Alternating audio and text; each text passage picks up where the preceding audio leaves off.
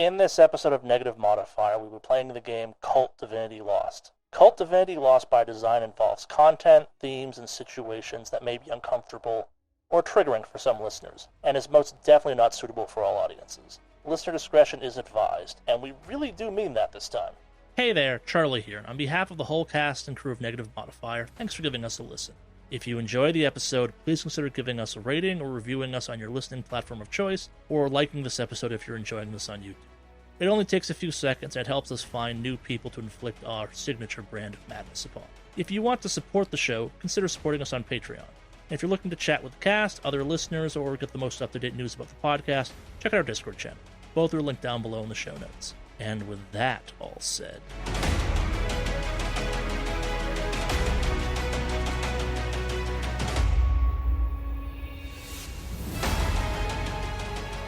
Well, here we are at the end of our first foray. I suspect we're going to play more of this in the future, seeing as everyone's reactions was pretty positive.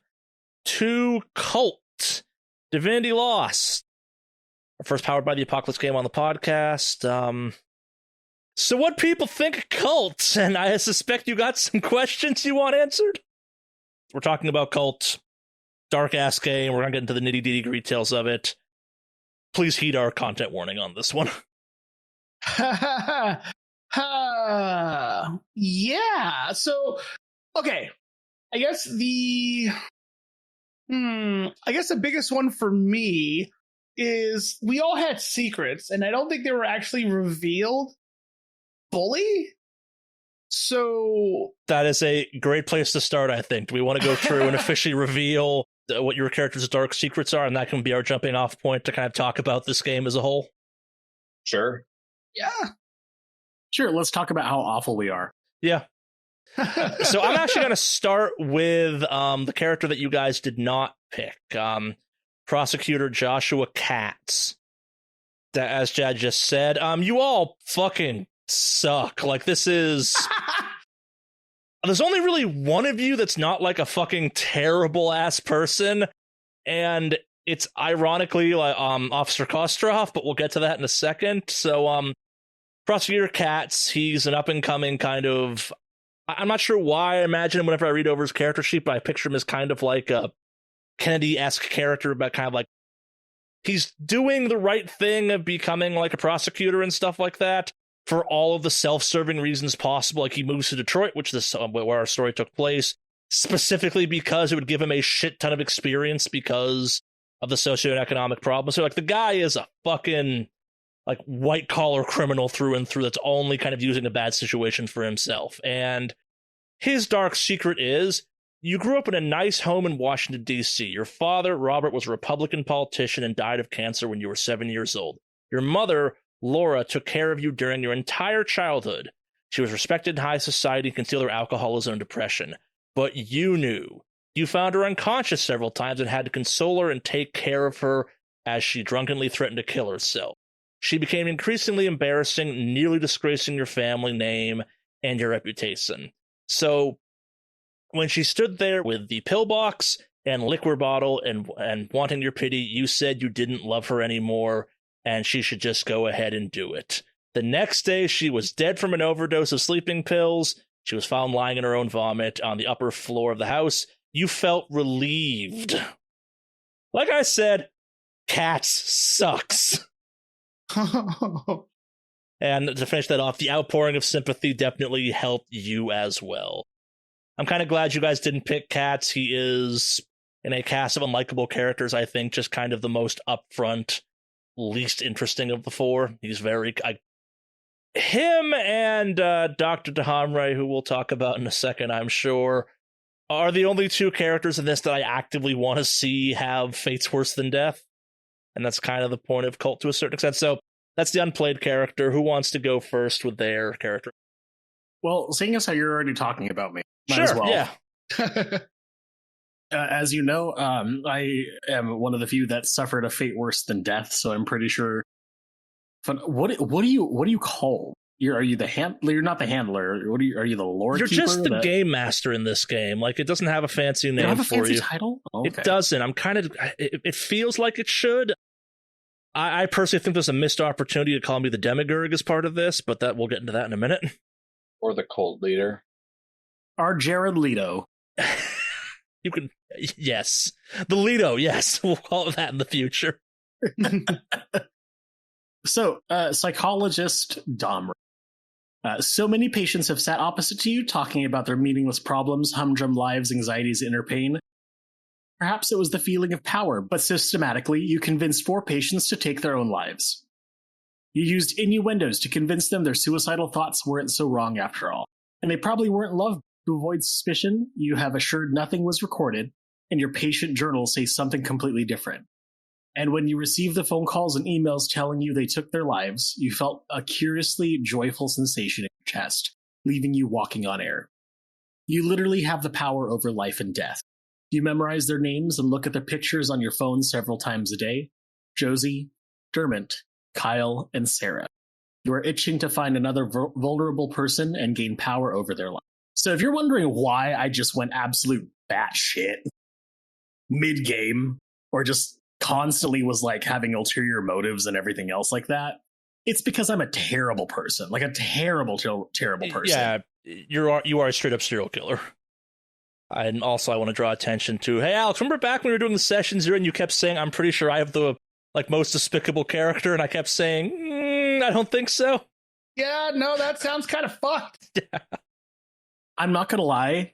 I loved playing this character. This was one of my favorite to just dive into and just be like, I get to play an evil character in like a maybe good campaign. Let's see how this turns out. Let's actually kind of dip into the psychology of this, and let me just kind of find the facets of this individual.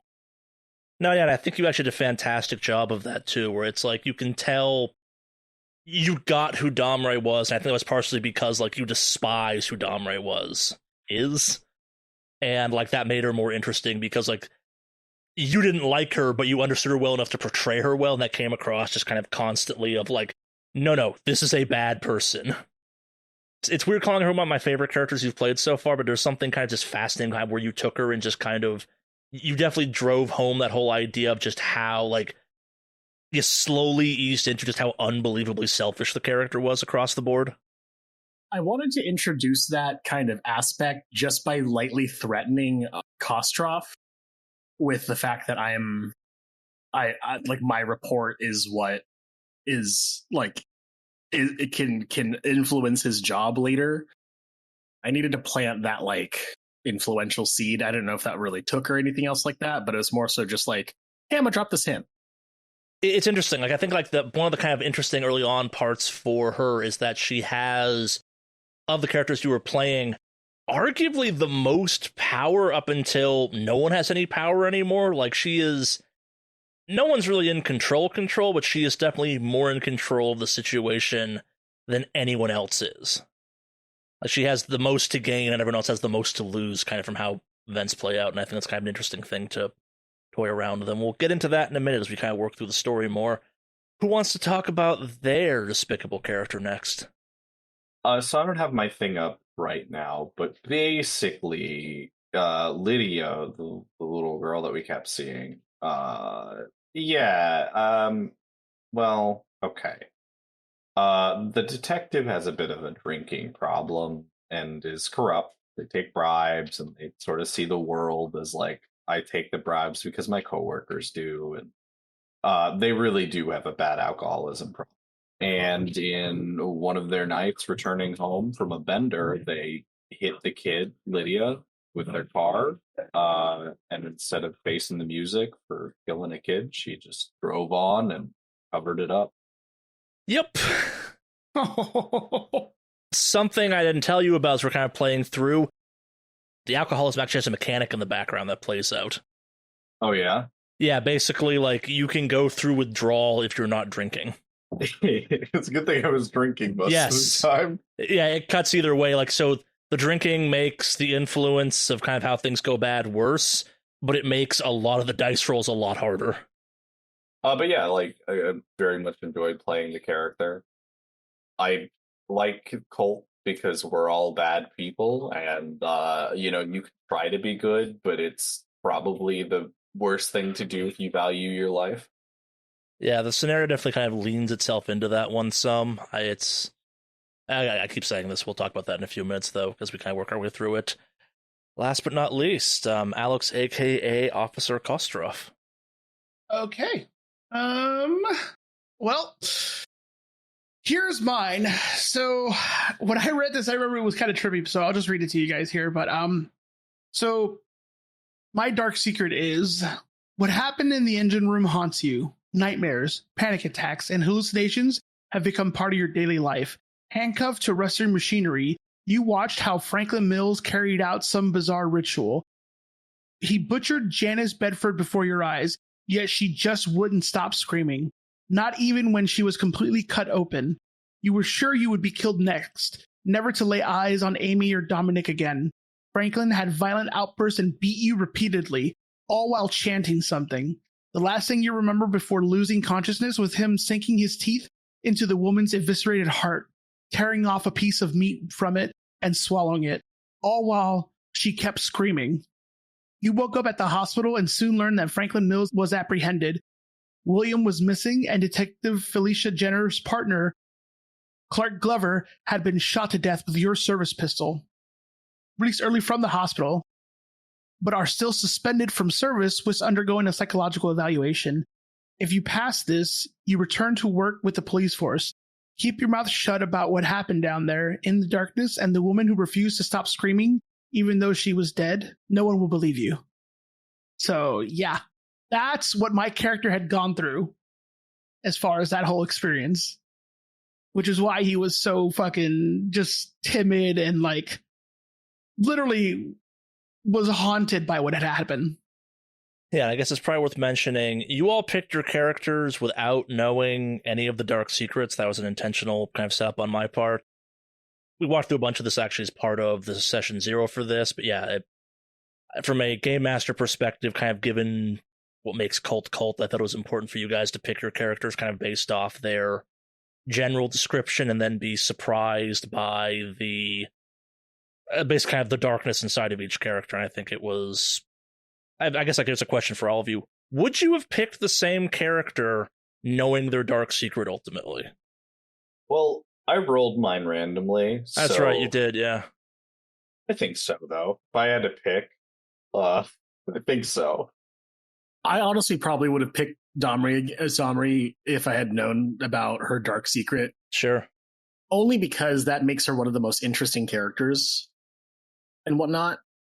Just because you're a state psychologist and you're a serial killer, like that is one of the worst things that a state psychologist could be. Yeah, no, there's something kind of oddly alluring about getting to play that type of character, yeah. Yeah. I would not pick any other character. I honestly think I picked the best character for me because it was actually kind of funny. Because I think I briefly talked about this with you. But I was like, I want to play somebody who's not necessarily like a shooter or anything like that. We want someone whose personality is a little bit more timid and like not necessarily like this, like, you know, like macho stereotype, if you will. Yeah. Because like previously, obviously, my character was a little bit more on the tougher side. This one, yeah, but it was a different kind of like tough, if you will, but obviously very much a broken character. And it worked out great. Not cool in any way, shape, or form, kind of just like going with it. No, I get what you're talking about, yeah. And honestly, I think it worked out great because we had some sessions that were intense and they were so much fun to act out. Like, it was so much fun. Like, I remember, I think there was like one particular session afterwards, we were just like, man, that was so much fun. Like, that was intense and it was fun. It was just, I think it was great, honestly. When we started playing Kult, I did not expect this to be the first game that we had PvP happen during, if I'm being honest. That was nail biting. It was, yeah. The rolls of like the 1-by-1 rolls, just seeing these like numbers just kind of pop up in chat and just being literally on the edge of my seat, just like waiting. Like the sensation of like the sensory sensation is definitely kind of missed to hear like the dice clatter and everyone just kind of huddled around to kind of see. in a recording setting that is like void of it, but at the same time, like it really still kind of kept it going, I guess. Yeah. No, and then for the Powered by the Apocalypse and Cult purists out here, yes, I did homebrew how they were doing that a little bit, because when you're having 3 players kind of roll against each other, you have to do a little bit creative how that all plays out. Like, so let's dive into Cult, I guess. So Cult is a Powered by the Apocalypse game. As you all may have noticed, that like within reason, you guys actually had a surprising amount of power in how you could shape the story. A lot of kind of the game mastering part of this is helping to kind of push along situations and giving you stuff to react to, and then kind of see where you go from there, and then saying, yeah, that sounds like that type of role or something like that, to see if you pull it off. And that's indicative of Powered by the Apocalypse games. I think I've mentioned this a couple of times as we've been working through this. I am not historically the biggest fan of Powered by the Apocalypse games, but Cult, I think, is one of the, I'm not going to say it's one of the few, it's one of the ones I've messed around with the most, that like something about what Cult is and Powered by the Apocalypse, I think, just clicks for me in an interesting way. Like, I think, and obviously it's going to be kind of group by group, but I think it's, you guys, despite me being deliberately vague about what Cult was, kind of picked up on what Cult was and like stayed within the lines of like, okay, yeah, we're normal people in a bizarre situation, so we kind of have to keep the normal people things. But you started pushing, but it's like, okay, reality's a little bit bendy. Let's see what we can do weird on the edges type of thing. And should we talk about Oakwood Heights, or should we talk about Cult first, I guess, in general? So where do people want to go with that? Oakwood Heights? That's what this module is called. Oh, okay. Huh. I guess there's an understanding of Cult that we can kind of dive into. Yeah, that's a very fair point. I guess I should talk about this. So I know I've talked with you guys about this. I think it's in the session 0. It would not really have shown up in the podcast traditional form. This game is based off the same kind of mythology and spiritualistic beliefs that The Matrix is based off of, actually. And a show of hands, who's a giant Matrix fan on this podcast? Hi. It's me. I fucks with it. Yeah. I am also a fan. And do you have feelings about The Matrix, Dylan? I like it, but I'm not an Uber fan. Yeah. So, let's just dive into, I guess, the kind of, let's pull back the kind of, I guess, cover of what Cult is. So, Cult is Matrix-esque in the fact that your characters are essentially are interacting with fake reality. A god being called the Demagogue, I'm sure I'm pronouncing that wrong, successfully kind of way back at the start of time, humans were divine beings, and the Demagogue wanted that power for itself and basically managed to kind of strip that from humans, and for century, millennia, time's kind of vague, has kept all of humanity in a cell, basically, and it keeps us there by keeping us miserable, by kind of keeping us complacent, by kind of beating us down constantly. And outside of that, you kind of have heaven and you have hell, and you also have some purgatory stuff around it and some other weird mythology that happens around that as well.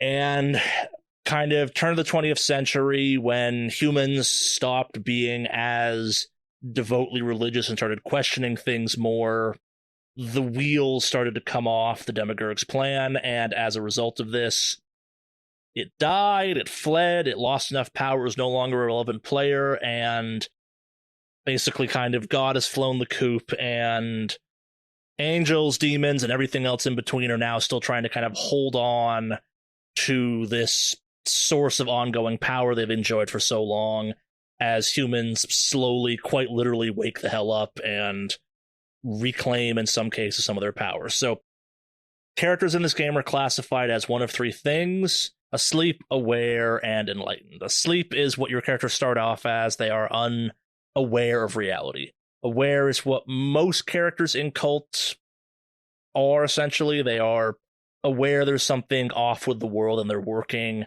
consciously or subconsciously towards enlightenment. Enlightenment is when you start to kind of get some Matrixy powers. Not quite bullet time type of stuff, but you learn to kind of use some of the reality bending that's possible within the setting of Cult, and then from there you kind of fully reclaim your divinity and then become an eldritch horror nightmare creature as you kind of go off and ascend at that point.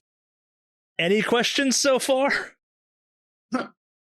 So you as a character are aware of this? So yes, part of why I picked Oakwood Heights is that it is one of the few pre-written scenarios that is designed to take characters that are sleepers, asleep, to make them aware, basically. Kind of using Delta Green as an example, it is the story of your first unnatural interference, I guess. Like, you see the veil get pulled away, you experience the weird, and you start getting an understanding of, hey, there's something wrong with how the world works. And the game kind of presents this, again, very Matrix type fashion, where, like, the powers that are beyond kind of human comprehension can rewind time, change things, like reshape reality. Maybe not at total will at whim, but like they can basically anything you can do in the Matrix movies, like redo hallways or whatnot at it, kind of the wave of your hand, that's within their power set, whether it be angels, dark angels, or whatever type of thing. Like everything, the more powerful stuff outside is basically godlike when compared to what it can and can't do to reality around you. So, yeah. That kind of answer the question some? Yeah. Yeah, so to answer the question further, yes, most PCs in this game are aware, and that kind of puts you... Everyone kind of interprets what aware means differently, I think. It kind of puts you in my perspective, like, you're tapped in, I guess is the phrase I always use. Like, you can't bend reality, but you're aware reality can be bent. Not by you yet, but maybe with some time, some effort, etc., etc. Maybe you can find ways of doing that. So, and as part of this, when you're making a more traditional aware character, you have all the bad stuff your characters have, but then you also have benefits that I'm not going to say are quite supernatural, but they kind of have a certain aspect of, like, I'm not trying to make a joke with this, you kind of have cult leader powers, whether it's kind of from charisma, spirituality, or some kind of other... You have, like, extra influences go on. The game's pretty good about kind of presenting a variety of kind of ways of interpreting almost a subconscious control of reality. Like, and it's... So the game boasts, I think it's like 25 different, quote, archetypes, and they are the, hey, here's vaguely what we think your character should start off as type of thing, and they range from academic to runaway to social media influencer to mob boss to kind of anything in between you might want, and it's all people that might benefit from understanding the underlying inherently unfair nature or kind of stacked against nature of reality and have begun to kind of navigate that some, and as a result have certain things that give them bonuses in certain situations that kind of give them an edge over your average human. Okay.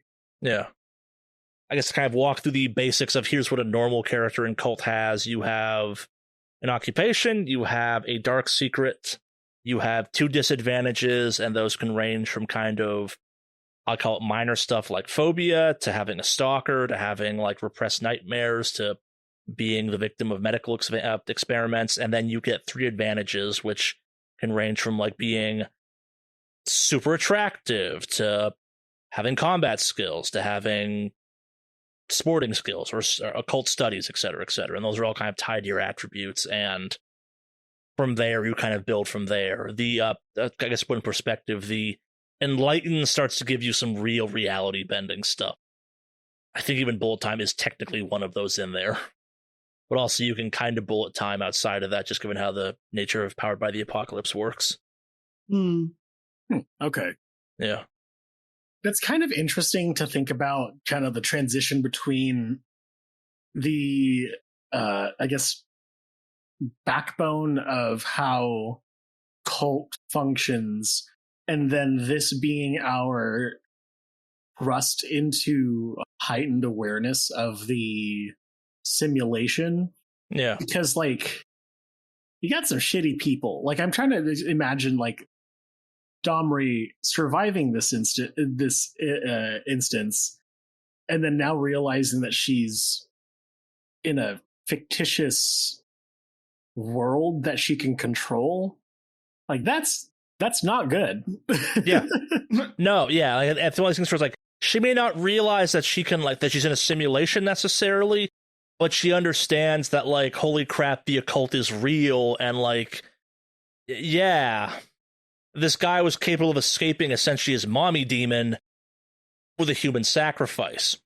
What could Dahamre do with a human sacrifice? Like, how many cultures that have actually practiced these things over the millennia actually were tapping into something? And that kind of actually spills into the greater mythology of the series or of the franchise, where, like, you have people out there that are normal people that have been working the rules for a long time. Like, you have vampires, but they're not actually vampires. They're just people that understand that, like, blood sacrifice and drinking that blood will extend their life indefinitely. The game has a bunch of really cool takes on your kind of traditional dark horror fantasy tropes in a lot of ways that I find very interesting. Again, it's viewed through this lens of, like, being a bad person in this setting is rewarding because you're willing to kind of make the bad decisions that get you that power, which then kind of feeds back into this loop of, like, you are essentially making someone else's existence worse, which feeds into the kind of overall power structure of it for your own gain, but, like, at what cost at the same time, too. Like, it is... And the game is kind of designed where your characters are on the... Most dark secrets aren't they make you a bad person. They're kind of, like, messed up stuff from your past. Like, they're more in line, I guess, with, like, family was murdered, et cetera, type of thing. Like, things that would impact you as a character that, like, maybe make you start questioning reality, but also just, like, would be a shadow that hangs over you that might or might not have been caused by one of the outside influences in this thing being like, man, this person's real happy, but I can get some nice juice off them if I ruin their life. I see. I mean, I guess just because, like, the end of my secret or dark secret has such an active, like, you are itching to find another vulnerable person and power over their life. That kind of, like, was I latched onto that as my driving force behind my character. No, so, and to your point, one of the ways you kind of level up in this game is by confronting your dark secret. Whatever that means, that's open to interpretation. Huh. And I think, like, embracing your dark secret, as Dr. Dahamre was starting to do towards the end, would qualify for that, and that would make you more powerful, and then put you on that kind of path to enlightenment at that point. Like, the game is very open to interpretation, as all Powered by the Apocalypse games are, and I think that's what makes it work for me. Like, there's no right answer of how you resolve any of these situations, and you as players, because of the nature of the game, get an unbelievably large amount of freedom to interpret that. Like, I guess I kind of go back to our gameplay stuff. Remember the number of times you guys got to pick what the bad outcome was from a bad dice roll? That's intentional. Like, this is one of the games that gives you an amazing amount of player control, like, to the point where, from a game master perspective, there's a weird balancing act of, like, okay, what do you guys want to do? But also, hey, I got this story prepped, and how do I kind of make sure you guys get through that?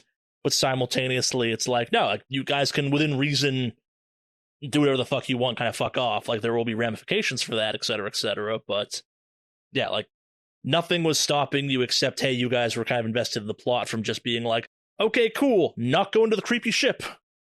You know, that's super funny because I didn't even realize the fact that, like, that distinction of us being able to choose the outcome of our failures had been so unique. Yeah, it's what makes kind of Powered by the Apocalypse a thing. Like, it is, the games are often described as kind of a conversation more than anything else. And I think Kult does a really good job of that. Sometimes I feel a little disinterested in a lot of story-heavy games just because the lack of structure really fucks with me in a way that, like, I don't know what to do.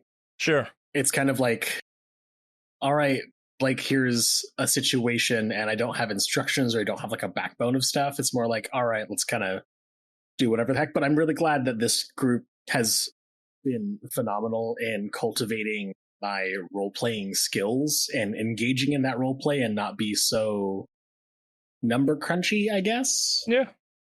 Just because, like, I think my engagement with Coriolis was a little lost just because I couldn't really, like, connect with my character. I didn't have, like, a guiding force to write it. But I think this one, especially with the pre-gen, was like, all right, cool. Like, I can kind of see and run with this a lot easier. Yeah. No, so I guess kind of use that transition to talk about Oakwood Heights. I picked this because, and kind of, there is some democracy that happens in the background when we pick games, but it's also kind of me saying, like, hey, here's this game I think you guys will like. Do you trust me on this one? And Kult is one that, like, I like Kult a lot for a variety of reasons. I like the fact that the kind of the game master book for the game, if you're into running horror games, you should own. Like, it is a love letter to people that like running horror games and is a fantastic deep dive into kind of how you do that and stuff that we talk about when we do other out-of-game topics on that type of topic, like how to correctly run horror, the types of horror, kind of how to safely run it for a group, how to balance kind of the fucking with your players, but also, like, keeping it fun for it. I think it does a really great job of kind of codifying and in a very kind of interesting philosophical way lays actually out that idea in a way that I think, I'll be blunt, I don't think most Game Master books are especially good or useful. I think this is useful even if you don't want to run Kult.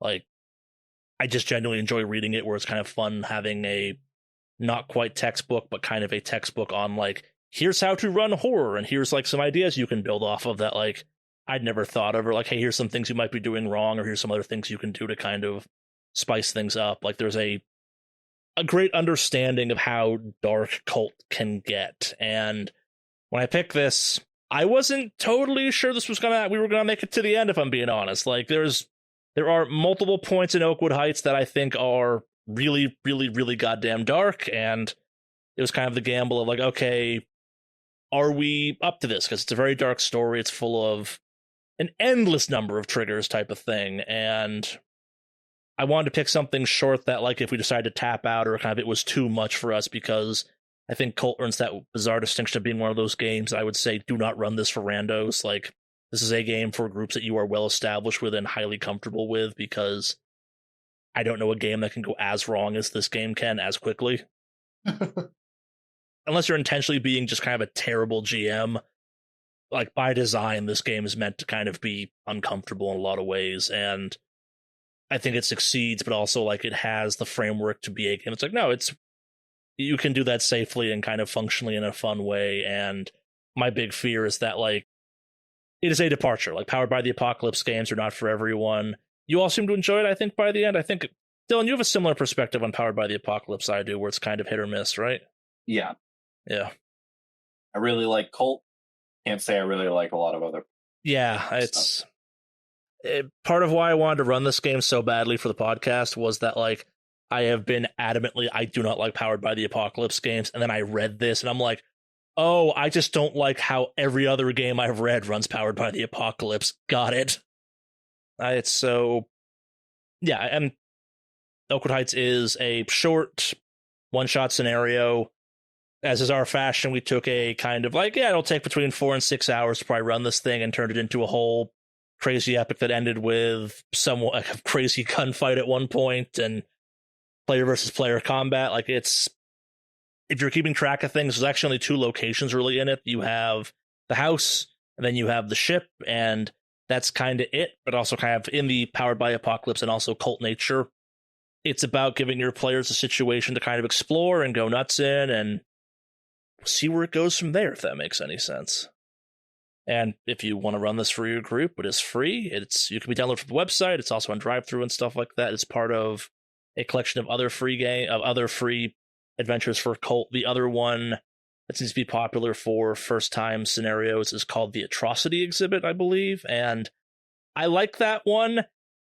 It's definitely leans more into your characters are aware, and I really like how Oakwood Heights is played by characters that are asleep. They're unaware. They don't know what's going on. So when stuff goes, like, truly supernatural, there's a lot of space for what the fuck is happening on, and not, bad things are happening again, huh? I can't remember at this point. How much supernatural in this game did I cop to before we started playing? I don't think you did a lot. Yeah. I think I tried to downplay that aspect of it. Yeah, I don't think we really... When shit started hitting the fan and all of a sudden we were, like, stuck in a room... okay, so this is awful because I know you had given us visual aid in terms of trying to understand, like, Franklin Miller's mother, Yeah. all I can think about was Scout's mom from Team Fortress 2. But also Jimmy Neutron's mom. And so it was like really, really a struggle and a fight to like think about that. But that's just a really quick aside on how. We all have weird associations like that.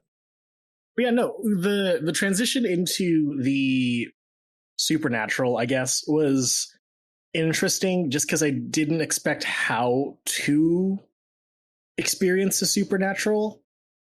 The unnatural elements of Delta Green is kind of my baseline, I guess, where it's like, hey, there's some that's like absolutely spectacular, kind of harkening back to fucking Jack Frost, the ending of Jack Frost. And there's some which are just kind of mundane, where it's just like the book blinks at you and like lose one sand. So kind of experiencing almost like a dimensional plane shift was kind of like, all right, well, we're here. Yeah. How is this going to go? Nah, so I guess kind of let's talk about that aspect of it real quick. So where Delta Green is very Lovecraftian, and I like to joke about how it's like the Kult is one of the many sides of that kind of like horror coin where they all like, I think Kult, Delta Green, Unknown Armies, and a couple other games appeal to kind of certain GMs and certain player groups in a more aggressive way. I think that kind of there's some shared DNA between them that kind of seems to attract people to them. And this is the straight up supernatural horror game of that kind of relationship. And one of its biggest inspirations is Hellraiser, which, with that in mind, does I guess how this game function make a little more sense? Yeah, no, that makes sense. Yeah. Absolutely makes sense. Yeah. No, and it's why I'm a big fan of it. I think the game does. The larger mythology of the game basically feels like someone said, okay, I really like what Hellraiser is doing, but obviously we can't make a Hellraiser tabletop RPG. What if we made something with an even crazier, more extensive version of that, but kind of kept that same idea of everything supernatural in one way or another really just wants you to suffer. And they've made this whole kind of intricate system to keep you suffering. And I think kind of the interesting aspect of that is that, like, depending on what supernatural faction you're talking about, they all have slightly different perspectives on what the mortal world is. Like, some think of it as a jail, some think of it as intricate machines, some think of it kind of like I don't know, like a play almost or something where you can kind of mess with stuff. Something of a story, something that's just a big labyrinth, and that kind of plays into the other aspects that exist around it. And it's interesting you bring up Delta Green as part of this because there's a subtle kind of like, I think Delta Green's very grounded. This is full-blown, like, borderline fantasy horror to a certain extent, but still somehow feels that same kind of grounded aspect to it, I guess. Like, it has very specific rules about how it works. Like, yeah, no, you can find yourself in this weird scaled-up version of a house. Why are you there? Oh, it's this kind of demon thing's little slice of purgatory, which is a sub-dimension in the dimension you normally exist in, that's made specifically to kind of harvest people's misery. And why does it look like this? Well, Franklin Mills' mom became this thing when she died because she was a terrible person in life, and kind of the death angels that she sided up with were like, yo, you're good at making people terrible, or you're good at making people miserable. You want to keep doing that? Yeah, and I guess kind of to put a name to it, she is what's referred to as a Nephirite, and she is from Inferno, which is this kind of situation's hell, and she is under the death angel Cythereal. All the kind of like, you have a hierarchy of kind of how the supernatural stuff works from every direction, which I like because you kind of have these big unknowable things at the top, and then they're kind of little minions that latch on to the unknowable things for various reasons, which one kind of symbolizes something. See, that's really interesting. Okay, one, I thought you were actually talking about like Dante's Inferno. Yes, it's heavily based off funny. that. There's definitely some influence there. I love this. I am intrigued by just like that kind of background hierarchy the absolute psychology behind it and like weirdly cerebral stuff. You know that that I just feed off of that like a leech. But yeah, that's nuts. Yeah, and it is absolutely extensive in kind of the coolest way possible. Like it's in the same way that I think the Lovecraftian mythos does a really great job of kind of, if you want to do your own thing in it, gives you enough information that you can kind of shape and tell your own story, but like you can still hook on to things that are existing in this. Kult does something similar. Like I guess to kind of go inside baseball for a second. The core rulebook is broken up into 3 sections. Book 1, The Lie. Book 2, The Madness. And Book 3, The Truth, which is the GM section, basically. Or kind of it's the, hey, we're going to spell all the stuff out. We're going to say, here's where stuff is. Here's the major players. Here's kind of like how they relate to each other. Here's kind of your weird little outside of the cage stuff that exists. Here's how angels work, here's how demons work, here's how some stuff that's neither of those things work. Yeah. Here's kind of how each one of those sides views how this thing works. Yeah, there's a very cool philosophy to the game. Like, it's one of those... Kult, kind of like Delta Green, is a game I just like reading more of, if that makes any sense. Like, the mythology and world that's created around it, I think, is unbelievably cool, and it's paired with some just absolutely stunning art. Like, aside from the fact that like the Kult books are inherently just disturbing across the board, owning a Kult book is a visual feast and also just kind of an idea feast. They are unbelievably fun and interesting. Like, fun's the wrong word, definitely, but like interesting and kind of enthralling books to work your way through. And if anything we played intrigued you at all, I highly recommend checking them out. It's a hell of a game. It's a hell of a setting. I can simultaneously not recommend the game enough and simultaneously be like, but don't run it for everyone, because I don't think it's not going to be for everyone. Even more so than Delta Green, I think this game is for the right group of people. And those people are going to enjoy the ever-loving hell out of it. Can I ask something in the nitty-gritty of the actual game itself? Sure. So, in the beginning portion, when we were still at the house, I was trying to trigger Franklin into a fugue state, kind of give us a little bit more of an exposition in terms of the story. Was that achievable in that early of the sort? Like, all right, so yeah, let's just dive into this, I guess, at this point. The answer is kind of to that. You're not gonna, so the way, because of the nature of this game, it's very reactive. It's even more so, there's lots of yes-anding to this. Like, if you had found the right thing to press, I'd have probably given you more, but at the same time, like, Franklin genuinely doesn't remember what happened. He does, but like that whole human sacrifice thing he did, he more or less kind of wiped his own memory as part of that spell. Like, it is his criminal defense of like conferring insanity, like, it wasn't me, like I have no memory of it, period.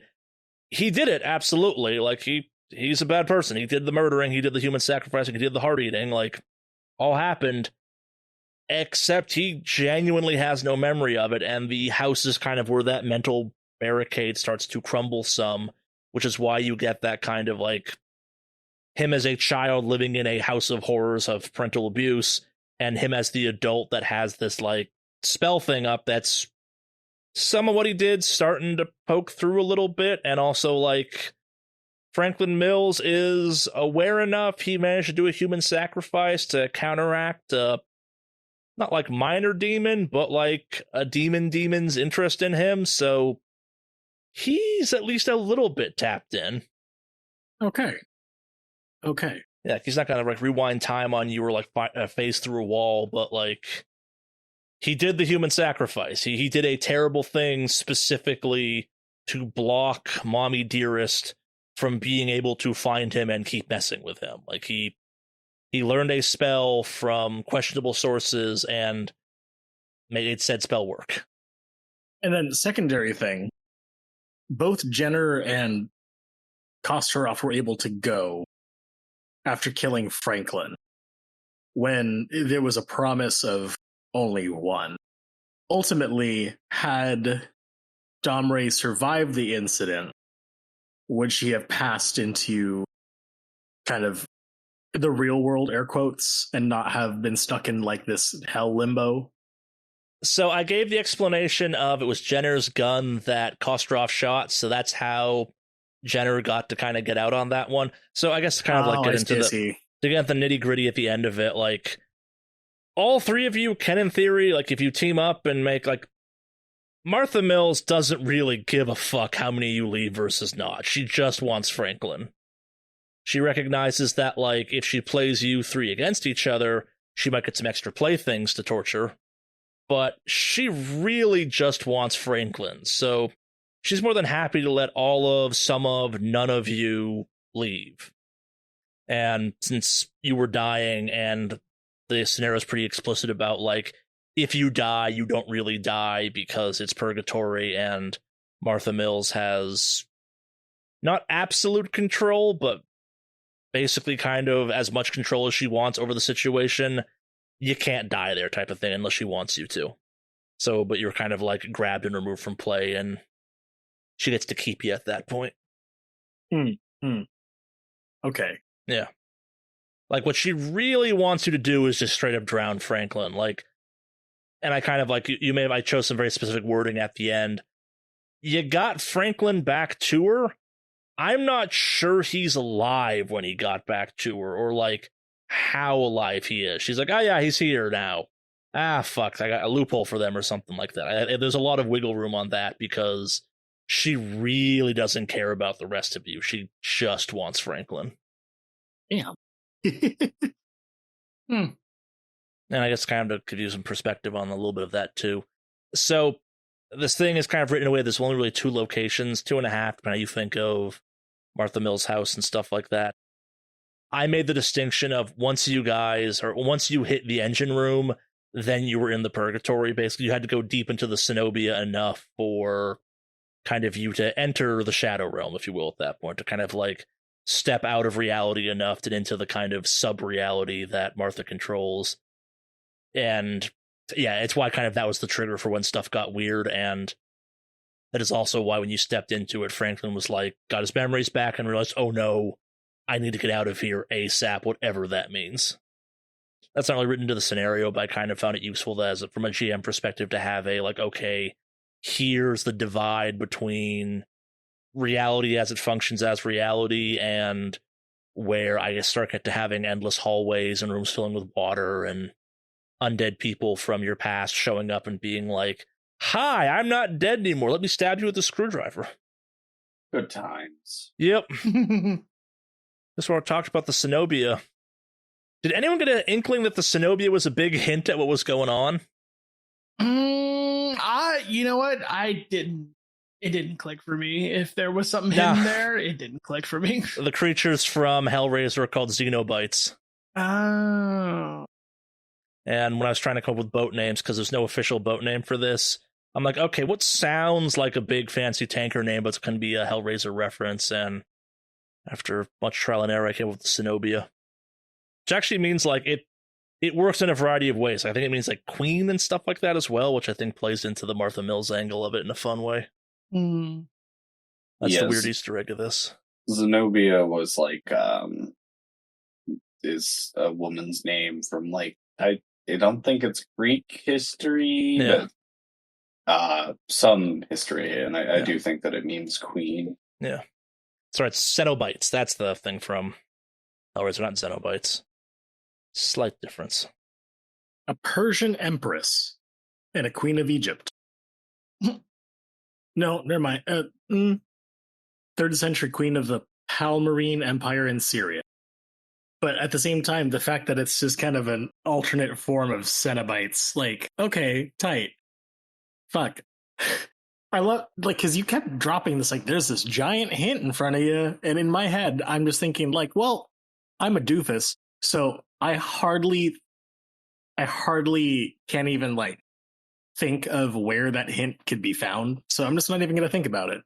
Also, I guess like to put in perspective for everyone that's listening to this, we played this on Forge, and when we were on the scene for the Cenobia, It says in giant letters across the screen, the Cenobia. Man. I don't know. That could have been a pre-gen asset. It's not. I didn't think too hard about it. No, that's what the best Easter eggs are. They're just there for the people that get them, and they're not important to the plot. So, any more questions about Kult, Oakwood Heights specifically? Like, I guess, like other ways it could have ended or anything like that? Because there are a couple different endings. We also kind of got to experience most of the endings, I guess. Most of the endings?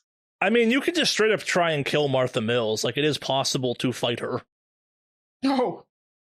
It's a hard fight. Like, she has a lot of health and has some pretty devastating attacks, but, like, it is possible to just kind of say, fuck it, and go in swinging. I can't even imagine, like, attempting to do that. But you know what? Yeah. I didn't even realize that was an option. I mean, that mess also makes a certain amount of sense. Like, based on everything you've experienced so far, you have this 9-10 foot tall demon woman that seems to kind of be beyond reality. Like, the fact that your first instinct wasn't, I'm gonna fight that, probably realistic. To be fair, I was like, that's a quest giver. I can't kill it. Yeah. How else am I going to progress in the story? I mean, for Dahara, it's especially appropriate, too, where it's like, okay, how do I get back to reality so I can be an even worse person, knowing what I now know? You know what? That, despite being an awful person, I would have been alive. That was my ultimate goal. Yeah. Was to kill Franklin when that was obviously not something that I could immediately do. Plan B came out where it was just to get out alive. Yeah. But it was an absolute treat to have that moment where Franklin had to break free, because at that point in time I was like, perfect. I'm taking a child hostage. So you guys want to talk about, I guess, the greatest hits from this, I think, which are Dylan, you shooting Jad, and yeah, Jad, I think you taking child hostage. Like, those are definitely the high points of this entire thing. That's a weird sentence to say. I really hope it's not taken out of context. Like, the moments that surprised me the most, I think, were like the situations surrounding those two interactions. And as you may have noticed, listeners, I just stopped talking and let them play out, basically. Those were some get the hell out of your player way moments. They were fantastic moments. To be fair, Domre does not have a great track record on the health and safety of minors. Actually, I now realize this. Josie, Dermot, Kyle, and Sarah are not specifically mentioned as minors. I don't know why, but for whatever reason, I thought of them as just weird little teenagers that she just convinced to convince them to commit. And I was like, And all of the kind of reflections of your past you experience inside the Cenobia are some minor demon things. They're called purgatides or something like that. Yeah, they're just kind of like minor demon things that Martha can summon. Awesome. Yep. Yeah, I think the most interesting thing, like, it was off recording, but like it was I don't remember. I think it was Dylan who made the comment of like just waiting for Domre for the other shoe to drop for Domre. And in my head, I was like, oh, we haven't even got there yet. So that's actually an interesting point. Like, so Jad did a fantastic job of kind of dropping some hints at like who Dahamre really were. Was there a moment where either of you started to like really piece together just how far Dahamre as a character might be willing to go? I mean, Dahamre's like initial like actions that we weren't like our characters weren't seeing, but like her recordings and everything. Yeah. I mean, I was kind of suspect of it, but I didn't think it was as bad as it was. I'm not sure we got into it much. Like, she has a podcast she was basically filming for, right? Yeah, the podcast thing is a little sus. She's recording all this evidence. Why is she recording all this evidence? Yeah. It was I was so glad that I was able to like play against both of you being law enforcement rather than the attorney general or like a lawyer. Yeah. Because I think the lawyer would have been, the attorney would have been so much more restrictive. But also the sheer fact that it's like law enforcement, and the starting scene was a police chief just saying like, "Hey, don't fuck this up." So I was like, "All right, cool. How am I going to do this with the police officer who's on probation?" Which I do at least have like a finger in that pie and being able to manipulate that. But like Jenner was definitely the wild card of like, how do I role play around this? Y'all played your characters excellent. And that was one of the biggest hurdles that I had to work around. Yeah. I'm not sure kind of as written, Cult's designed to be as antagonistic as we chose to play it, but I think also like it lends itself to that type of friction in some very interesting ways, because you definitely have the freedom to kind of take it there, if that makes any sense. I don't think it was really like encouraged for me to take it there, because it definitely was like to plan around it, as well as there's the ulterior motive, but at the same time I'm still trying to help with the investigation, or still try to like engage with the team dynamics. I think it was just interesting to kind of like work with Kostrov as well, who is so reclusive in that, and also just kind of see like what can draw out his character. Because I think the really cool thing about the relationship between Domri and Kostrov is the psychological report aspect of it. So being able to play against Alex's Kostrov was really interesting, just because it's like, how do I draw out this character, but at the same time reify like the core elements of Kostrov to a psychologist who's like, I'm here to be a factual reporter, but at the same time, like, come on, dude, get up on your feet and let's go. I don't know. Yeah, give me some. Give me something good for my show, I guess. Yeah. Yeah. It was interesting though, because like I can tell like you were definitely trying to like pull into that, and I think like as hard as you tried on it, I think my character was just so stuck in their head about what had happened that maybe they were just like afraid of kind of digging into that. But like I can definitely tell, and that's probably why part of it I was kind of just like suspicious of your character a bit. But yeah, more or less my character was very much stuck in their own head, and it was very strongly stuck in their own head, and like decision wise, like even everything, like I mean, hell, they had several breakdowns throughout this whole process. I mean, I don't even know how many times the guy ripped his shirt trying to cover wounds for people that were basically dying or already dead, and it was just trying to cope at that point. And I guess interesting to keep in mind too, your character starts at slightly lower stability than everyone else's did. Yeah, well, I mean that's totally understandable considering given the context. Also, having played Kostrov and kind of like you have the larger picture of this, like it's weird. 'Cause I think of Kostrov as kind of like if he's the character you have to have someone play if you're going to run this scenario. I think like it doesn't work if no one's playing Kostrov. I think you want to have Kostrov. I think you want to have DeHomre, and I think kind of Jenner and Katz are the two that like if you only have 3 players, those are the ones you can swap around some. I'm not going to say like I think Kostrov is like the main character, the hero of the story some, but I think it like there's a certain redemption arc I think that's baked into Oakwood Heights that like, did you feel any of that, I guess? Because it definitely kind of is about like he is the most invested in a weird way because he was literally there for the whole sacrifice thing. Yeah, and it was like, I mean, obviously I can't even tell these people what had happened because like I would just come off even more fucking crazy at that point. The official police report by itself makes you sound insane. Exactly. So it was just this weird, like, I guess it was what I was looking for in a character when we were talking about it initially, because I was very much, like I said, looking for a character that was very much just kind of not all there, like just someone that was mentally broken at that time. And I guess they were kind of there, but also not really. So yeah. It worked out great though. Like I loved playing Kostrov. Kostrov was a great character, and I think it was fun to like have that all just kind of play out. I regret nothing.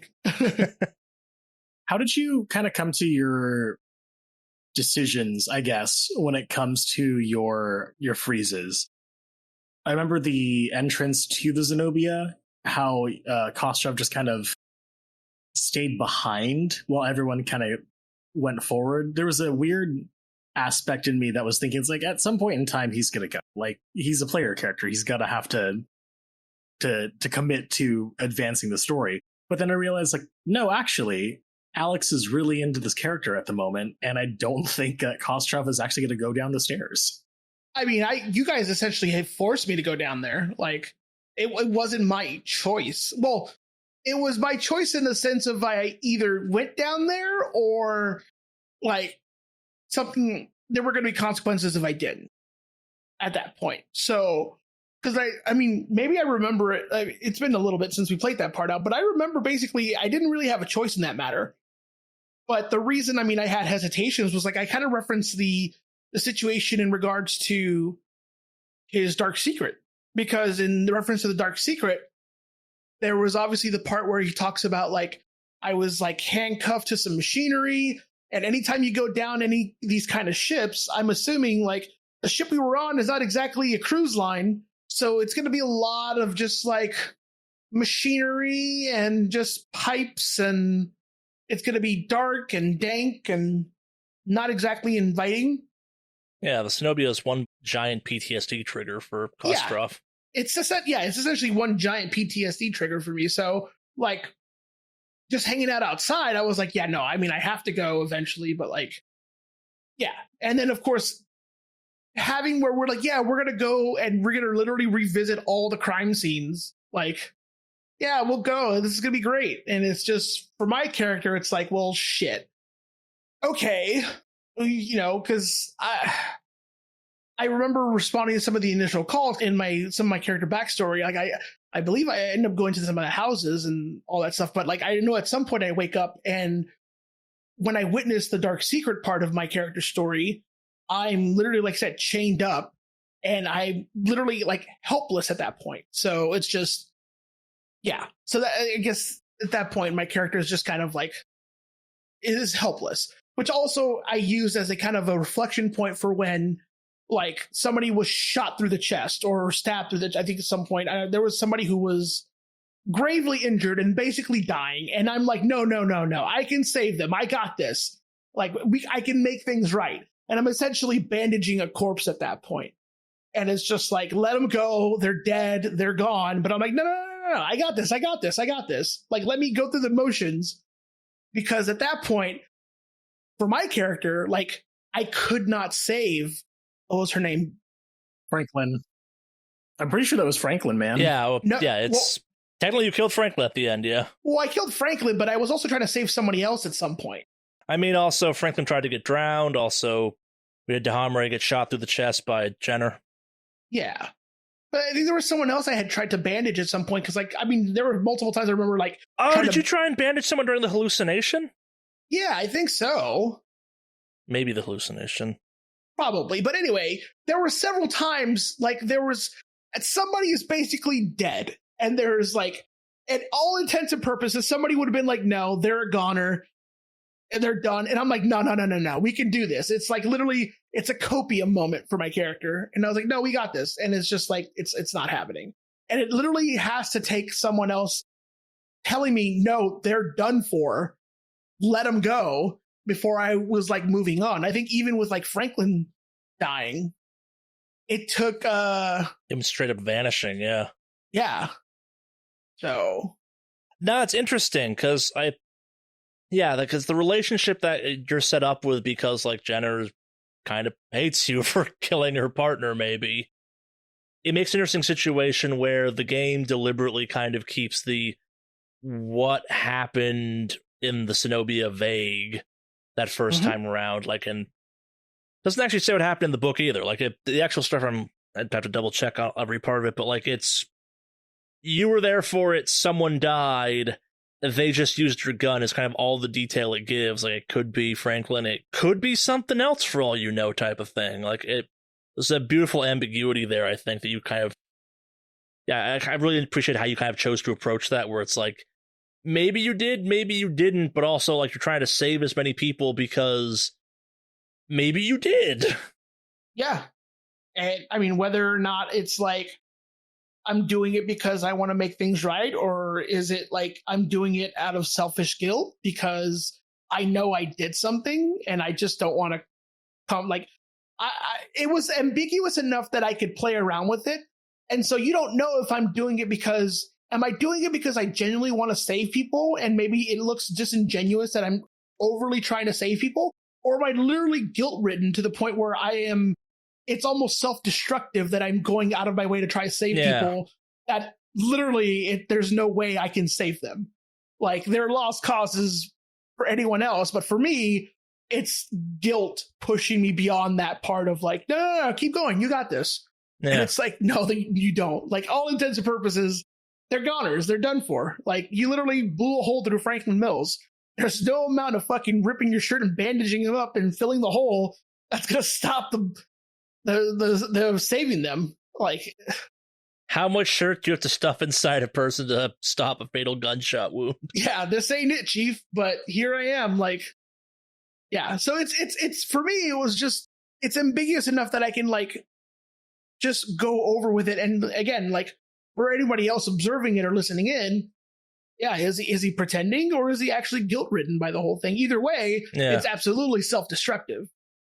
Yeah, makes a lot of sense. Yeah, it's an interesting interpretation, because I think, like, I think, like, as written, it does not tell or give any real indications of how you should play any of these characters, and the book kind of, as written, it kind of leans into this kind of family man aspect with him, with his Amy and his kid, with his wife Amy and with his kid Dominic, and I like that as a game master from kind of the, like, how do you mess with this player a little bit aspect of it, but I think, like, the guilt, I think it was fascinating, so you kind of go through that, because a lot of this scenario is about guilt and processing and kind of how you internalize that, and you have characters that feel no guilt or kind of like find ways to justify your guilt, and then you chose to play Kostrov as like someone that's truly been like infested or infected by their guilt, which I was just an interpretation I was not expecting to see, I guess, and it was kind of cool to see how that played out.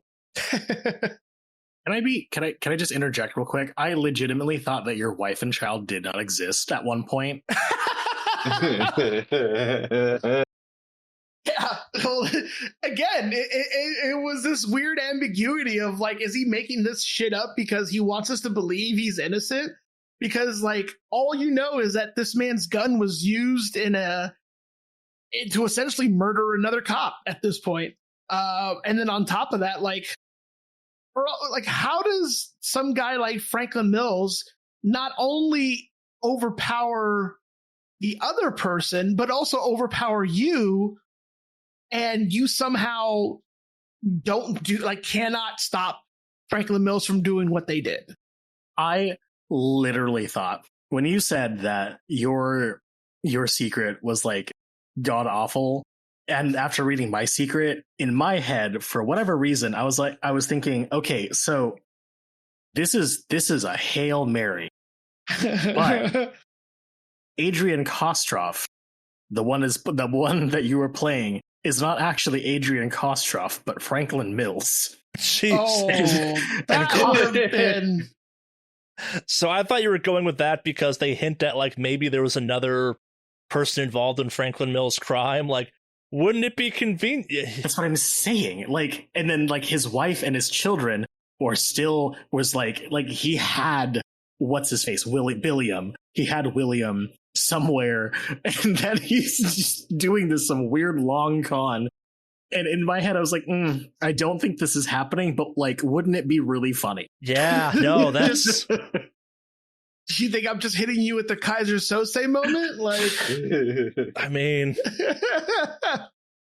man, that'd be a cool interpretation of that character, though, too. Like, I mean, that's the fun part about having a dark secret, is that it's complete. Like, it leaves enough of a void on the character design that you're like, holy shit, there's so many different scenarios this can play out, because you don't know, like, what could potentially be there. So it's pretty fucking spicy. Like, and I would have never thought of that because like that would have never. But then again, I'm playing the character, so I know my wife and kid exists and all that stuff. So like, I don't know. There could have been like a psyche switch. Who knows, man? Like, I mean, there's that's also a possibility. Yeah, there's a see through the illusion sort of situation. So like, part of me was like, is this really Kostrov? Who knows? Who actually knows Kostrov? So I actually want to ask about that a little bit. So the fact that there is a see through the illusion move baked into this, and that you all knew you had a dark secret, and that assumably the other characters had dark secrets, like,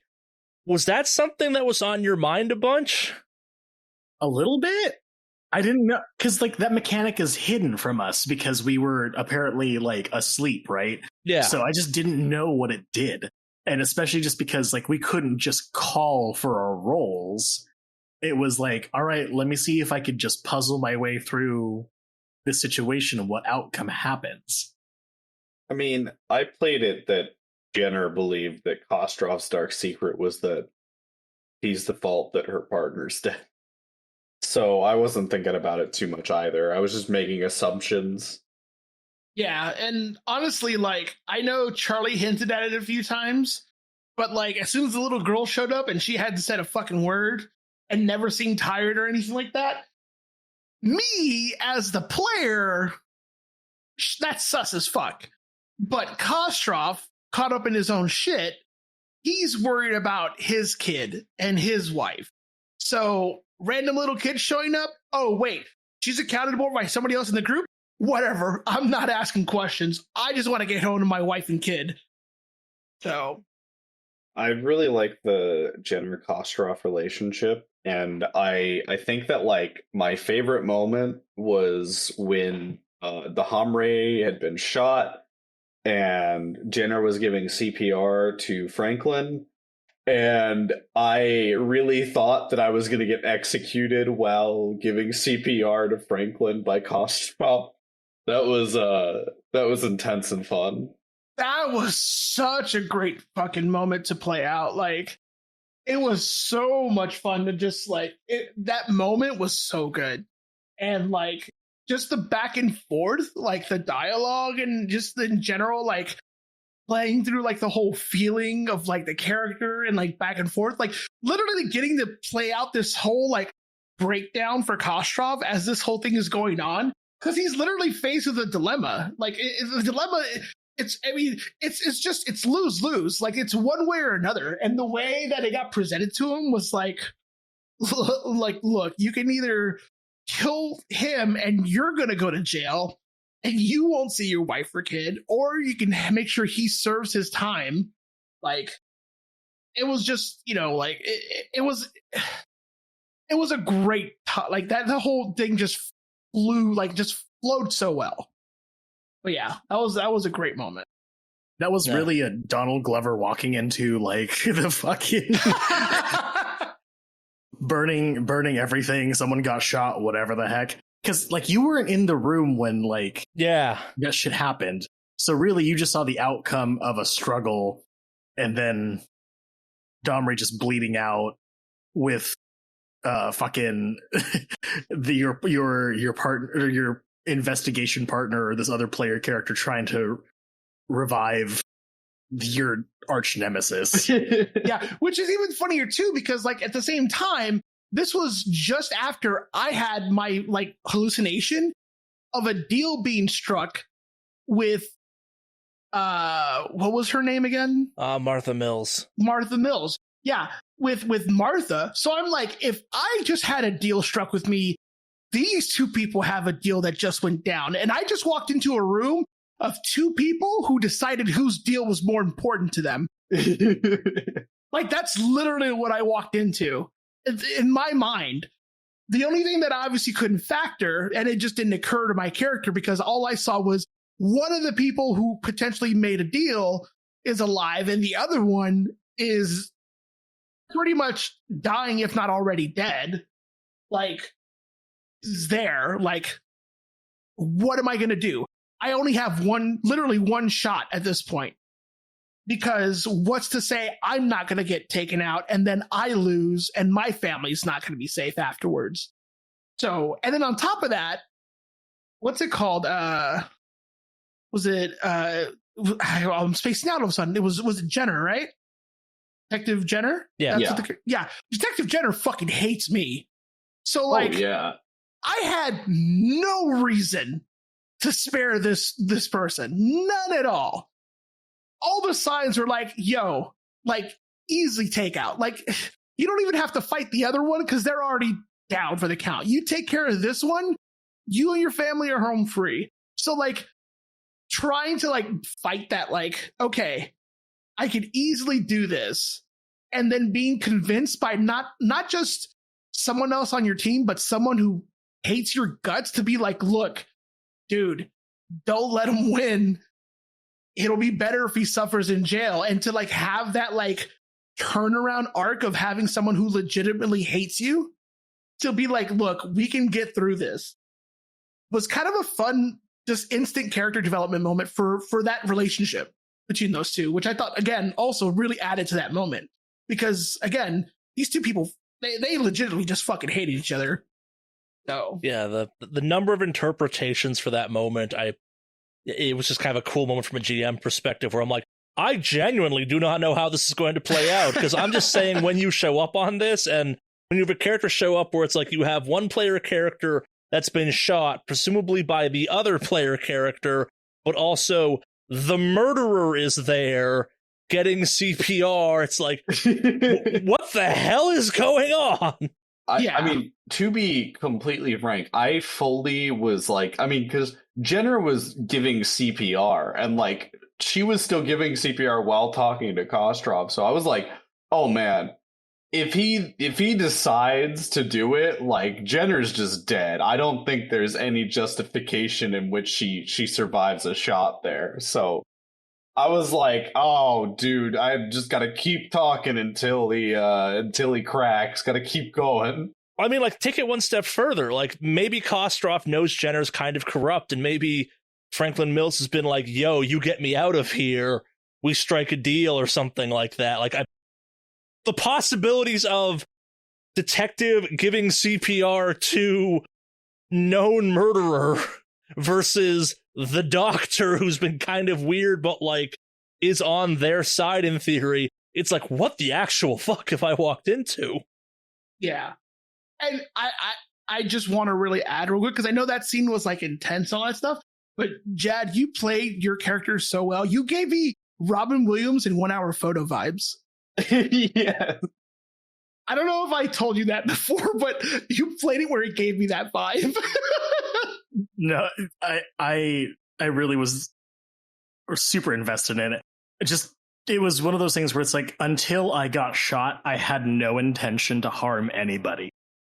And when I got shot and my character was out, I honestly thought that like I was done. There was a little piece of me, though, just because of my own personality, where it's like, all right, cool, plan B. What if I'm not fully dead? What happens then? And when I heard that you had picked me up and was carrying me out, I was like, if I revive in Kostrov's arms in this fireman carry, I'm taking the gun. So when you lost the gun, when I woke up in the middle of the sea, I was like, well, there goes that gun. But then, how do I get the second gun? Because the moment I woke up, I was like, I am now a menace. I love the precursor to the climax where we're swimming around and you're like, watch your back. We're all like, why are you saying this to someone with a gun? Stop. This is oddly ominous from someone who doesn't have a weapon. Yeah, and then immediately you followed up on what you were saying. Oh. I told you exactly what I was planning, and you chose not to listen. It was so good because like that finale there like was nail biting. The whole struggle over the gun, getting shot all of a sudden, and then or not shot, stabbed all of a sudden. I was like, what the fuck's gonna happen? I've got no idea. Oh, I was so prepared for possibly like the awkward, oh hey, Kostrov went to hell, but like Jenner and Dahamre got out of here somehow. Like, what is that finale like? Or also, like, because you didn't kill Franklin correctly, you all still wound up in hell, and Martha Mills is like, I tried to make this simple for all three of you. I'm like, I genuinely do not know how this is going to play out. Like, all of these pairings are potentially unbelievably weird for a finale. Like, I'm not sure which one I want to see happen most.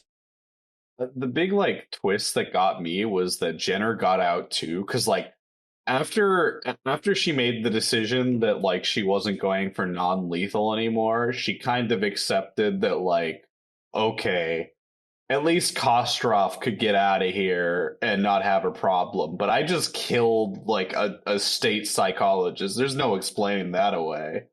That was the biggest twist for me, when you just punched me, or when you fucking chopped me in the neck in a lethal manner. Because in my head, I was like, no, despite the fact that this person's absolutely fucked, they're still a good person. They're not going to shoot me. What are you going to do? Shoot me? Well, it was. I probably would have continued with, like, the, like, subdue her, because the first two times she shot the Hamre, it was meant to not be lethal. But she had just been stabbed and was, like, worrying about a person with a knife and fighting over a gun. So she was just like, fuck it. And it went for the kill. It's like, because the determination, or at least the driving force, was like, after I got shot, I'm still trying to drown somebody. Like, I'm not relenting. Like, there's the full, like, hand is... like the hand that I've been dealt is full on display. Like, you see Domri 100% right there. And then after the second shot, I was like, oh, okay. Jenner is my biggest threat right now. How do I stop or incapacitate Jenner? So when all y'all were like, catch Franklin, my first reaction was, yeah, this is the one thing that Jenner has shown affection to. Because you hate your partner. So what else do I got? I mean, it was so good. But I didn't realize that Jenner's, like, best stat is inflicting violence. So if I had realized that earlier on, she might have been more, like, aggressive with people. But I think that it was, like, the bit of sobering up, Lydia being grabbed, and the culmination of everything. And I mean, it really was, like, getting stabbed and then fighting over her gun was the thing that, like, triggered her to be like, okay, fuck it, I don't care. I don't want to die in a fight for a gun against a psychologist. Yeah, I was also not expecting the plot twist of, like, oh, well, you two got out because, yeah, sure, Kostrov pulled the trigger, but it was Jenner's gun, so... both of you technically killed Franklin Mills, so it works out. Because then after the game ended and, like, we were done for the night, I was like, so if Dahamre would have held down Franklin Mills and I shot him with Jenner's gun, does that mean all three of us get out at that point? Like, I started playing out all these scenarios in my head after the fact, because it was just an interesting plot twist to have that happen. Yeah, I'm gonna be honest. I actually thought that it wasn't the gun. I thought it was the fact that Jenner killed somebody in, like, a sort of fucked up, like, the demon was like, oh yeah, that's a sacrifice. You get to go too. I think it is supremely more interesting that it was just the fact that the demon was like, oh, you used her gun, so she gets to go too. Close enough. Yeah. Because here's the thing. It wasn't even the fact that you, like, chopped me in the neck. You stepped on it. Oh, yeah. It was a mercy killing, I guess. But at the same time, the brutality of this dying, angry person who's, like, freaking the fuck out, but at the same time is just, like, focused entirely on being, like, pissed at you. Dude, I mean, it was partially mercy killing, but also, like, I was thinking that Jenner was like, I'm kind of vindictive. Like, I'm corrupt, and I'm an alcoholic. I'm violent. So this is my last I beat you. Like, I love that scene. I really did love just the mental image of, like, this detective kind of getting to this psychotic individual who just literally has made multiple attempts on everyone's life. the throat stomp was gangster as fuck. Like that was yeah. Didn't expect that whatsoever. I mean, like it makes sense and I could see it. I just was like, oh, well, I influenced a person a bit too much. It was so good. Yeah, I think it's one of those ones where just like it makes sense. Like you have this person, like you technically saved Dahamre's life, and how does she repay you? She tries to murder you. Look, I was the one who put her life in danger, but I made sure she got saved. Yeah, it's one of those awkward ones where it's like, was saving Franklin Mills the right thing to do? I don't know. As a GM, there's a lot of reasons that like just letting Franklin Mills die is. There's a perspective on that one where it's like, yeah, we'll call that one the correct choice because he is a fucking monster. But the idea of like, no, we're doing this by the book. I'm changing my ways. Like, we're gonna do this one the correct way. And by the end of it, it's like, no, I'm gonna kill this psychiatrist. Why? They deserve it. I'm done with this shit. Like, let's go full corrupt cop right now. No one will know what happened in the belly of the Xenobeeb. I'm like, that raises a very good point. Like, if you're already a corrupt cop, like you have the situation where it's like, oh, what happened? Oh, Franklin got the gun and killed the doctor, and like then we had to fight him and stuff like that, and we managed to subdue him. But like, yeah, sucks to be the doctor, I guess. Like you literally have this giant explanation and cover up already there for you. I really enjoyed the penultimate and climax of that story. Those are my two favorite moments from the game. And Jad, you played Dahamre so well. I was like, oh, I don't know, man. Like I was so put off when Dahamre would go into her little talks with her patients and whatnot. Like I was physically like, oh God. Yeah, it's one thing to play a character that's like unlikable. It's another thing to play a character that like you actively hate and want to see like have bad things happen to them, but also still be like, I'm very impressed by how this person's playing this character that I really don't like. Yeah, because like in real life, like in real life, I'd be afraid of Dahamre, I think, if I met her. Yeah. Because like I thought about it, and I was afraid of Dahamre when you were playing her, Dad. Like you did so well. Yeah. No, I masterfully done, I think. Like it was, I knew what was going on. I got to see, I'm still uncomfortable with this situation. Damn, Chad. I wanted to have my dark secret be somewhat apparent because like how do you just casually release that information? Like that dark secret just needs to come out somehow. I don't know how. I think that my weird, like, it's this person's a little too pushy and a little unhinged. I don't know. Thank you all. That's I'm really happy that that was translated and just that was received well. Oh no, the number of moments where I'm sitting here being like, well, I'm genuinely uncomfortable right now and I know what's going on, god damn it. I'm really excited for this to release. Like I wonder how everyone else is gonna take Dahamre. Hopefully not well. That's one of those ones where it's like, I love your portrayal of this character. Do you like the character? Oh, no, not at all. But well done. Good, that's the correct takeaway. Versus, I really like your character. Yeah, I think that bears repeating. I was unbelievably impressed with how well you played Dahamre. Like, it's a hard character. There's a lot of kind of challenges and nuances that I think are unbelievably important to kind of making that character. Like, I'm not saying she's ever likable, but like, you get her and you hate that you get her, and getting her makes you feel bad that you get her, and you're like, oh man, I don't like thinking like this. Well, okay, so when we had the reset, because we tried to play Kult, and then the curse. That's worth mentioning. Like, there is a episode of this that we deleted because like we started playing it, and then some recording issues happened. Then we're like, yeah, let's just hit the reset button. Nothing of consequences happened at all yet. The biggest change was just that I had a reset of Dahamre, because I had a little bit more time to really just kind of simmer on it, yeah, and whatnot. because I guess the hardest thing would be to somehow salvage the character. And it was after a while where I was like, I could be awful. Like, it's okay to be awful. It's more so, how do I be awful in a way that is beneficial for the team? Yeah. But once that, because Domri's just like, I mean, it's sad to say, but like Domri's just really good at burning bridges, it seems. The one character flaw with the one character trait was the fact that like her husband had moved to Michigan or some shit like that. But in my head, I was like, okay, cool. That's neat information, but I don't think that's going to come up, or at least like I don't expect that to come up.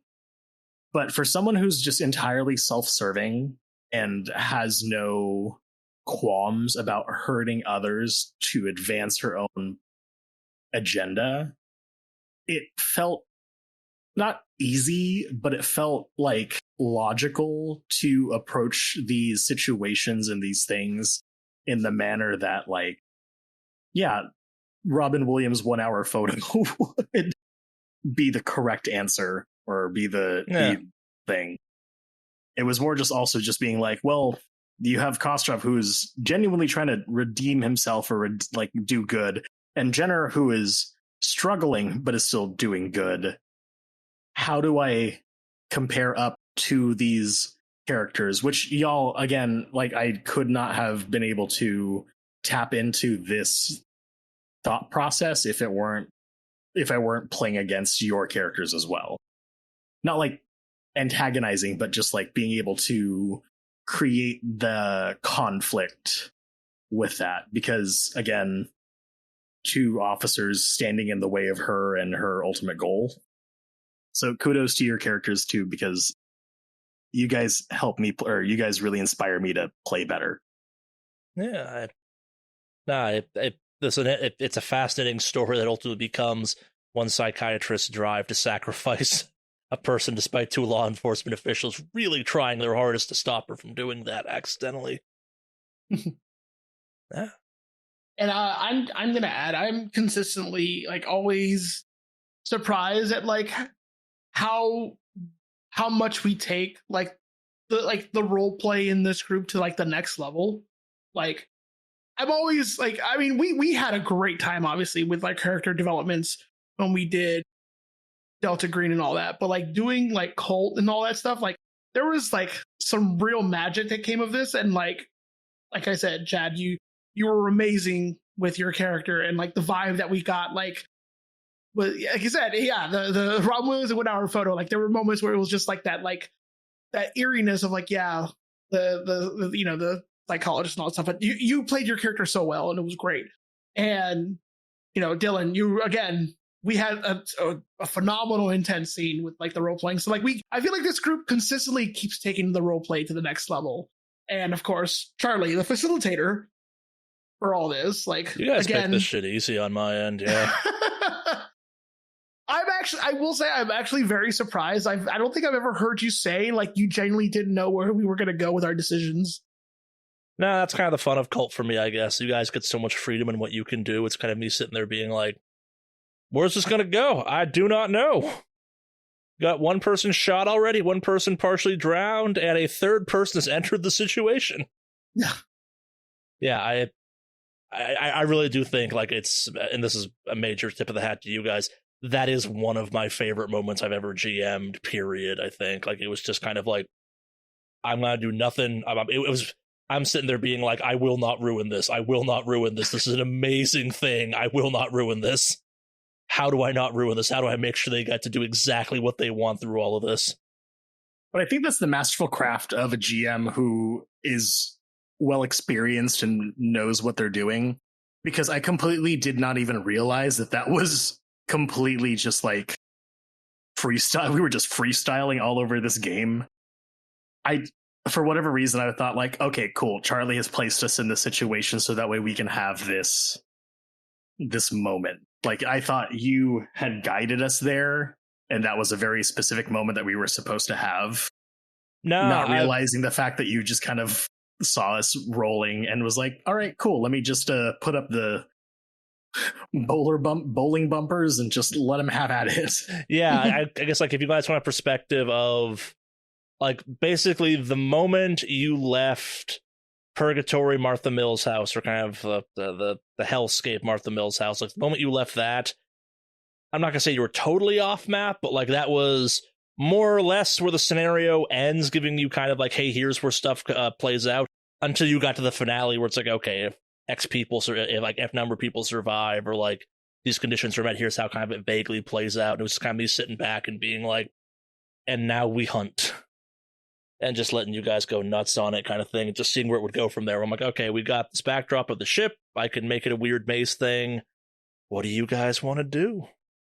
And that was, like, again, like that was a really fun just kind of series of choices and decisions, and me kind of sitting there being like, I've never worked that hard to have as little influence on anything you guys have ever done before. And I'm like, I need them to let this run out exactly as they want to, because there's nothing I can add to this that will make it better. But yeah, it feels like we're kind of winding down Kult and Oakwood Heights specifically. I assume we're going to play more of this in the future. Does that feel like a safe thing to say? I'd say that's pretty safe. Yeah. Yeah.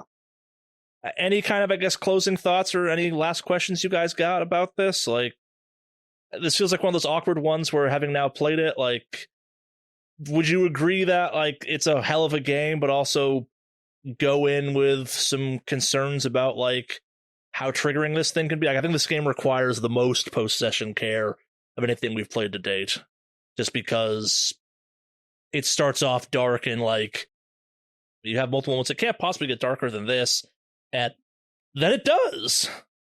Oh, yeah. Shout out to an already careful and caring GM who not only wants to execute a phenomenal narrative, but actually cares for the well-being of their crew. So yeah, thank you so much for the post game care, because honestly, that shit was diving into a character like Domri and then taking yourself out of a character like Domri is not the business sometimes, because you're just like, don't carry, like, I don't want this kid to be a ghost that follows me. Yeah, no, I guess I could put some perspective on that from, like, the GM side of it. I don't normally need to, like, fully decompress after our games. Kult has been the first exception where I'm like, I also crave normal human interaction right now to decompress from all that just happened. Any profound closing thoughts for anyone, or good to close this one out? Yeah, I think we're good. We are good to go. Yeah. At this point, thank you so much for listening. Yeah, no, we hope you enjoyed Kult. Sounds like there'll be more Kult in the future at some point. Yeah, as always, thank you for listening. If you're curious about the Session Zero stuff we mentioned, it's over on the Patreon. Hopefully you've enjoyed our brief forte into, our brief diversion into Kult Divinity Lost. Slightly different horror, but definitely still on brand for us at this point, I think. And yeah, as always, thank you so much for listening. You're why we do this at this point. It's just kind of fun that you all choose to come along on our misadventures and stories at this point with us.